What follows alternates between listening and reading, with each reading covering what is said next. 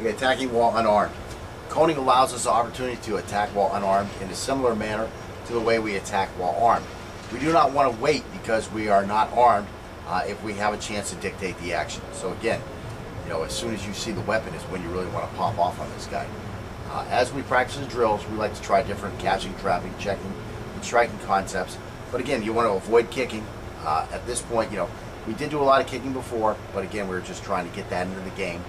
And now you really want to avoid that kick unless you really know that knife is facing away from you. And you're going to be safe. A headbutt to the nose can work as well as fingers to the eyes. Checking the threat into a position where he's facing away from us can be as effective as footwork to take the rear of the threat. The drills below are just starting points.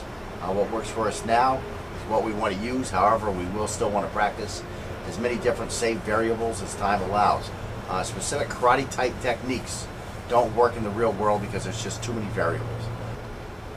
And again, those variables, just start with how the attacker wields a knife. You're doing your karate technique. I hate to hit these guys again, but I'm watching a video on what is that? The two Gracie brothers that train out there in California, and they come in with this. I mean, it was so pitiful. This is the only way. He comes in like with this one, and then he says something about this one, and he never even shows this one. They just show this one, and I mean, they do their little dance and put the guy in a little, Kimura variation and freaking make the guy drop the knife, this type of stuff. And it's just, it's just pitiful that people actually teach like that. Never mind, you're a master of an art and you're training like that. It's pretty sad, in my opinion. So anyways, again, there's too many variables on the way the guy's going to attack again, and then what angle is he going to attack on? It just goes on and on and on. You just can't say, okay, this is the ABCD of what you do when a guy attacks with a knife on this low thing, and this is the steps ABCD that you do when he attacks from the top here. If you're training on those kind of matters, if there's one thing you are not, it is a knife fighting specialist. I mean, you are a dabbler at best, and just these specific karate techniques. I mean, it's a confidence. It's a con man's game. It's a confidence game. Mm-hmm. Okay, look. You don't know what to do with a knife here. I'm your karate instructor. I'm going to teach you. The guy, when he comes in like this is what you do, and when he goes like this is what you do, and you send your boy out into the real world. And now all of a sudden somebody pulls a knife and he thinks, I know what to do. I don't have to run. I know what to do. And all of a sudden this guy who's holding a knife down here like this comes in with a cut up here, or a slashing type, jabbing type thing like this, and this guy's trying to make that big grab for the first one. And now the knife is retracted and he's cut when the knife, when it comes in, because it doesn't come in on the angle that he's, on the two angles that he's trained on. And next thing you know, this guy's dead on the ground. If the guy wanted to kill him, that's what's going to happen. He's going to be dead on the ground. So again, it's just some sad stuff. But anyways, because of the variables, you need to have a complete system. You do need to be a knife specialist of sorts. And again, that's what the object of this class is. This is a handful of techniques. If you've been following the class, you can surely agree with that. Let's see, on the day we have to use this stuff for real, the greater our familiarity with all of our options, and the greater we are familiar with all the options of the knifer, the greater our potential for success. Okay, so what we're going to do is we're just going to start off similar to what we did with the knives. We're going to have the guy with the knife basically in different variations of stances and holding the knife, and we're going to jump in and attack him before he gets a chance to wield the knife on us. Again, if we're going to put the reactionary responsibility on him instead of on us, and then again we're going to look at these same drills again, but we're going to go back and put the reactionary responsibility back on us. And a lot of this stuff may seem like it's the same drills, but it's not the same drills, because you have a new level of response on which to base your new responses. So that's what we're going to do here. We're going to add a couple new layers of responses, and again, you might go down here, you might use something from way back here. Or again, you might use something that we just learned in the last layer of responses. Again, what's comfortable for you and what you can succeed with. That's what's most important. You know, I'm not here to tell you when you defend a knife, A, B, C, D. That's how you do it. No. I'm here to give you all the stuff and what we call a stew. You know, I'm putting all the ingredients in, and you know, if you don't like the carrots, just put the carrots off to the side. Just eat that celery, onion, and that beef, you know, in your beef stew. That's what we made, right? Beef stew? Yeah. So it's your choice. You don't like the beef? Leave the beef out. Just eat the veggies. You know, you might be a vegetarian. Sensitive guy. I used to be. So anyways, let's see. Before I got fat, I was vegetarian. I used to not be fat. I was close to being, what's that other stuff? Vegan. Vegan, really? I wasn't, because I ate bread. Yeah. That was the only thing that really I ate besides vegetables with bread. And some corn. I would eat some corn. Definitely no meat, and definitely no milk, dairy. No dairy. No Okay. eggs. Huh? No eggs. Again, the eggs, the only time we'd eat eggs is because they're in the bread. So, you know, because when you mix bread up, you make dough, there's an egg in there somewhere. Oh, okay. So I would eat egg like that. I think you could eat the bread, sorry, you could eat the bread, but Right. you can't eat the eggs. Right. So that's where I would go across the line, is because I was eating products that would have an egg in it, you know what I'm saying? I would never just like fry an egg though, or something like that, or boil an egg. Let's see anyways. Okay, so again, we're going to start off with the threat has the opposite side lead. So again, he's a mirror position to our stance, a mirror image to our position, and he's going to carry the knife in the lead hand. So again, this would be a guy leading with his right foot, carrying the knife in his right hand, with the knife out in front. And let's see. The only question here is whether the knife is held high or low. Okay, so what we're going to do is our rear hand is going to mimic the knife. So in other words, we're basically going to use our strong hand, our more coordinated hand, to come in and try to attack his knife hand. So if he's holding the knife up here somewhere, well, your rear hand is going to wind up being the high hand, and this is going to be the low hand in that X-block type stuff, you know, wherever he goes with the knife. If he's holding the knife low, then our right hand is going to come in low, and our left hand will be high. So again, this is a guy with a, he's leading with his right leg, and the knife is in his right hand. And either way, what we want to do is we want to get outside of his knife hand. So if he's here, we want to come out here, and we want to flank his weapon hand side. This way we can control this knife hand easier and try to get to his back. So again, we'll look at this in a little more detail. Let's go ahead and we'll lift the camera up and walk through that a little bit. So again, here we are. We have that mirror image where the front foot is on this side, the rear foot's on this side. This guy has caught us by surprise, or you know, we've been doing the interview with him, and all of a sudden the knife is displayed. And again, what's the interview? The interview is you're at the gas station pumping gas. The guy comes up and goes, "Hey, what time is it?" The guy comes up and asks you, "Hey man, you got some money? You can help me out." You're in the parking lot, and the guy comes up to you and asks you where some place is, some shopping area that is supposed to be in the area. These are all interviews. I'm here talking to him, and now all of a sudden this knife appears. Well, now we have to do something about this. So again, I want to move to the outside, okay? I want to get this hand low onto that knife and keep it from coming up into my vital area. So all I'm going to do is I'm going to step here like this. There's our trap right here. Now from here I can do lots of things. Of course, I can scissors in on this and have control of this. And once I do, now I want to get some eyes in here, right? When I get these eyes in here and get this pushed across, now I can start doing things like bringing this knee up into here because I've got control of the knife. That's the only reason I can do it. I've got control of the knife. Okay, I can bring it into the groin now. Do it the way he's standing though.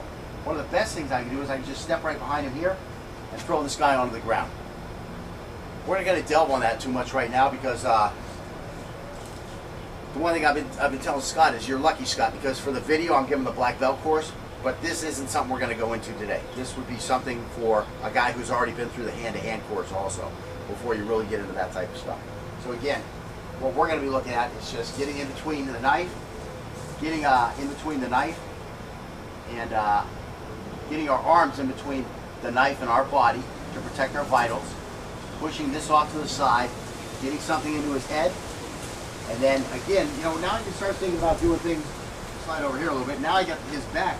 Now I can start thinking things like this, I can start thinking about things like this, grab his head and slamming him onto his back. But again, that's very advanced stuff. The smarter thing, and the simple thing to do, is again, once he pulls his knife, I just get out of the way here, pop something into his face, check him off, and evacuate the area as quickly as possible. That's a smart thing to do, okay? And again, the higher level you are, the more success you've had. Don't do something unless it's predicated on a layer of you performing these techniques successfully. So again, you would have to tell your buddy, okay, I'm going to do this, continue to try to stab me, and I'm going to try to knock you down. Now we have some other problems. We have some concrete out here. We don't have a nice ground for my students, Scott, to be falling on. So you need all these things to do that stuff. You know, we would have to be doing this on top of a pad, to where I'm stepping off to the side and I'm throwing him onto the pad. He has to know how to fall properly.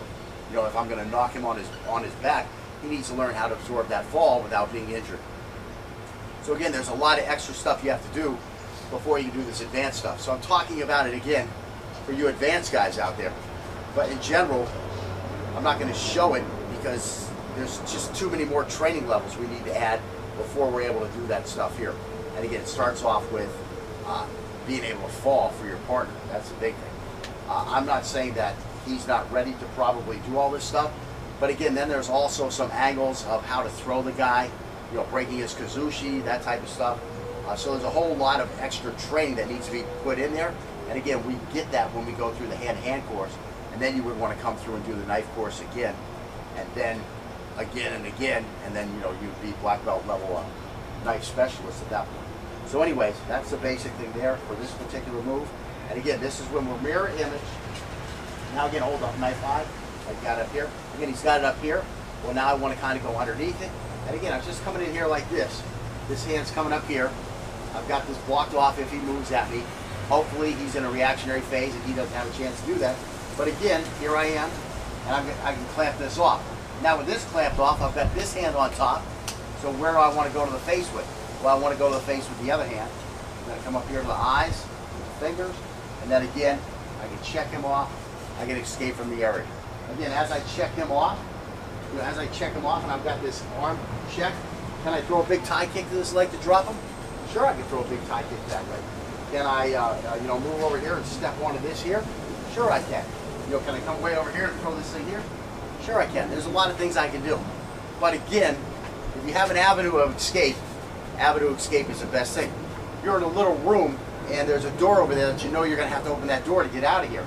Now I'm going to have to take a shot at this guy. I'm going to have to disable him better. So again, as I come here like this, you know, I'm going to be up in his eyes here. Now I really need to make sure that I drop him onto the ground and then run. And you might have missed that little drop there, but there's more that I have to do. So you do want to get to that level eventually. We're just not going to go there today. We're just going to really worry about something hard in the eyes, check them off if we need a little extra space to get out the door, and that's where we're going to finish with for today. So you've got the knife here, and as soon as that knife comes, that's all I'm going to do. Just run in there and get what you can.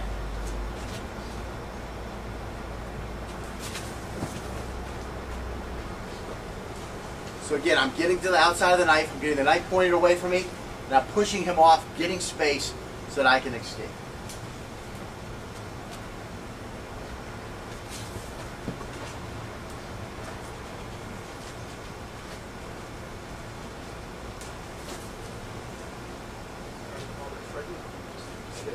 Just get out of the way.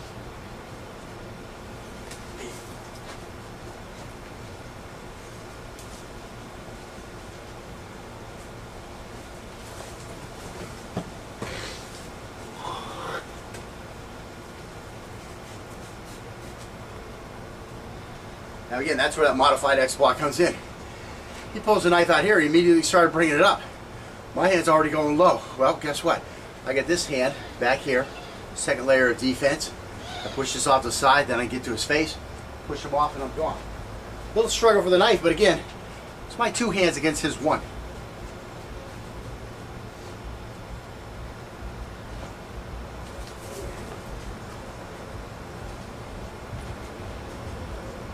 Yeah, that time he was kind of in a middle zone. Let's just drop center, make sure that my hand is now against his high knife, relative to where I'm at. Push it off to the side.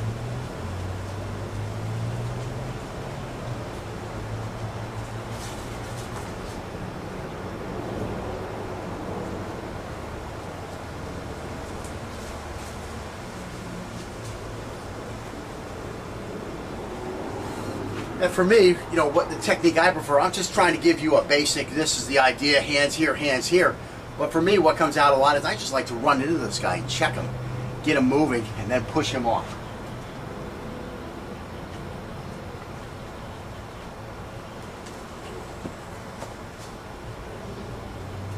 You put that body on him, boom, hit him, he's going to be knocked off balance. You got to take 2 or 3 steps just to get back to where he wants to go.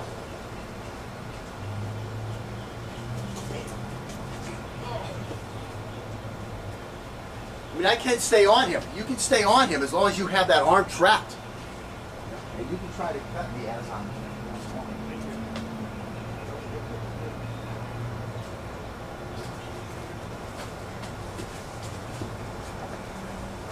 Come up to the camera for a second. This is the grip I got there. And I just wanted to stay on him that time. This is the grip I got. Sure, he can move. He can move. Go ahead and struggle a little bit. So I just drop center a little bit. I'm just hanging on to this thing like I got a big fish kicking in my hand or something. I'm just holding him where he is, you know. I mean, if he pushes back real hard, just go back. If he pulls forward real hard, I just come forward. All I'm doing is keeping my body in the same relative position to that blade. He ain't got to cut me. I mean, try to bring it down on me. You know? There it is. There it is. Just move away from it. Hold it here. You know, now I could be headbutting him. Headbutting him. I could be drilling some knees in his leg. Again, you don't want to stay here too long. It's a dangerous spot. But again, you're in an enclosed area. You got to get this knife from this guy. That's where you got to start. You got to start damaging, damaging, damaging. Now you got him in damage control. Now he's more trying to pull that knife away from you. Now you get him damaged a little bit. Now you start thinking about, do I need to go to this hand and try to do something to this hand to break this grip? It's up to you. Depends on the situation. It's situational dependent. Again, we haven't looked at any wrist locks in this course. Again, this is a knife fighting course, not a hand-to-hand course. Go through the hand-to-hand course. We'll look at some wrist locks, that type of stuff, some Yawara, and then you go through the class again. Then you start adding Yawara to what you're doing here. But there's a lot of stuff to learn. You know, you can't just go through everything in one class, one 10-lesson class. Just too much information and too many skills to be picked up.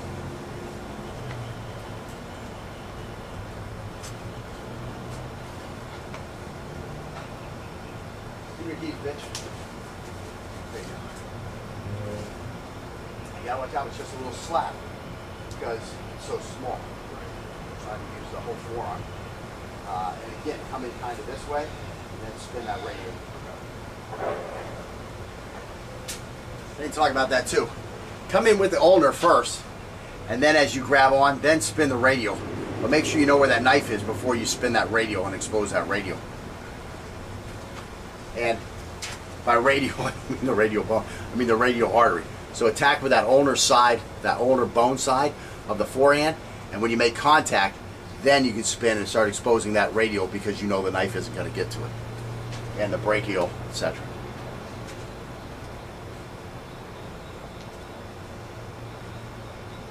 Keys, bitch.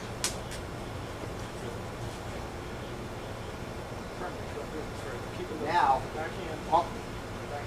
Yeah, but bump. Give me some kind, put some kind of pressure on me, some kind of physical pressure on me. Okay. Look at that. Not much I can do there. He puts you off. I'm trying to turn towards you. And put the keys. That's the one right there. That was all chest. Right, right. That's the one right there. You see how that moves me?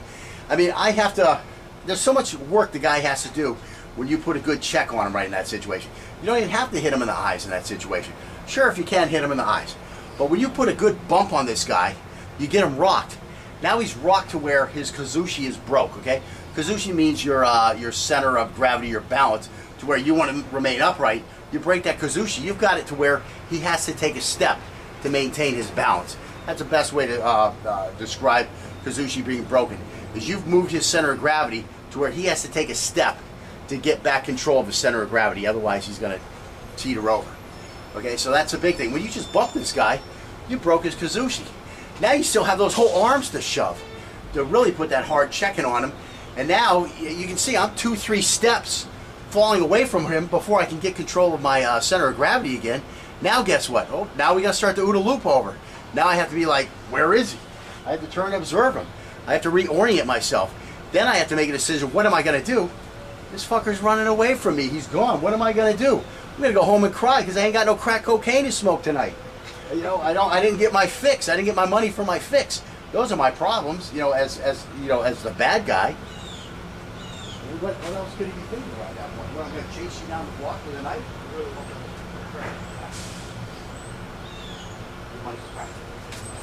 There it is.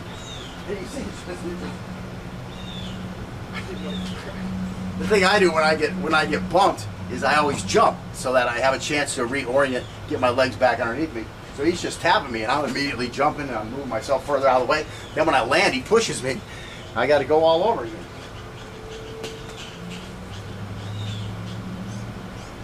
It's crack okay.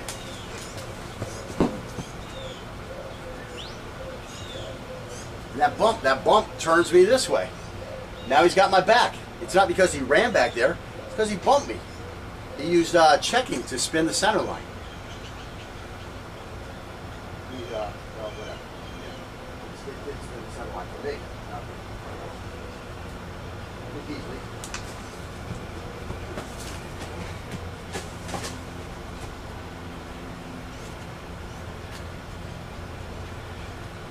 And I tell you, you know, that time he held onto my arm. So the first thing I'm thinking about is, where are my feet? Where are my feet? Then I can turn on the program. Oh, you got to cut him still. You got to cut him still. So then I turn on that program, and at that point he's pushing me off. And then I'm like, oh, I got to get my feet again. You know, you're turning programs on and off because you can only do one or the other.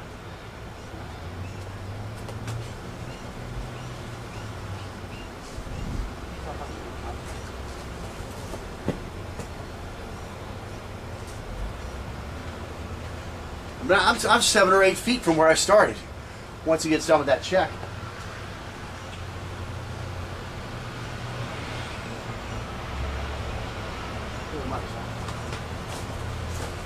Oh, sorry. So that time I turned into him, he just kept stepping around me. He pulled me backwards. You know, got me knocked off balance there.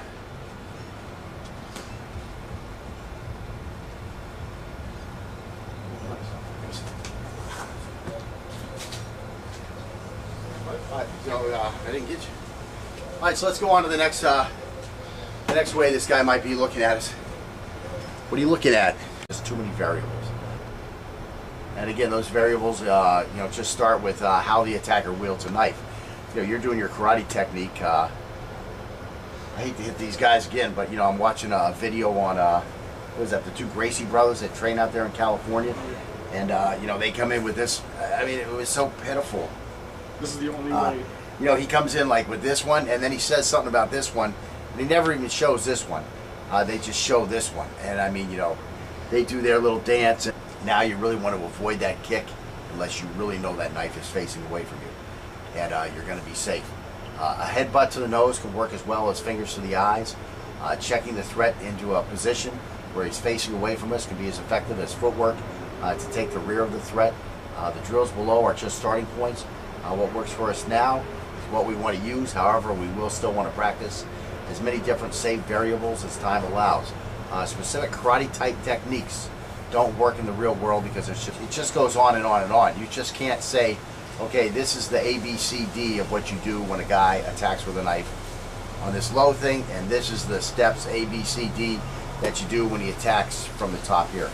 If you're training on those kind of matters, if there's one thing you are not, it is a knife fighting specialist. I mean, you are a dabbler at best, and just, you know, these specific karate techniques. Okay, attacking while unarmed. Coning allows us the opportunity to attack while unarmed in a similar manner to the way we attack while armed.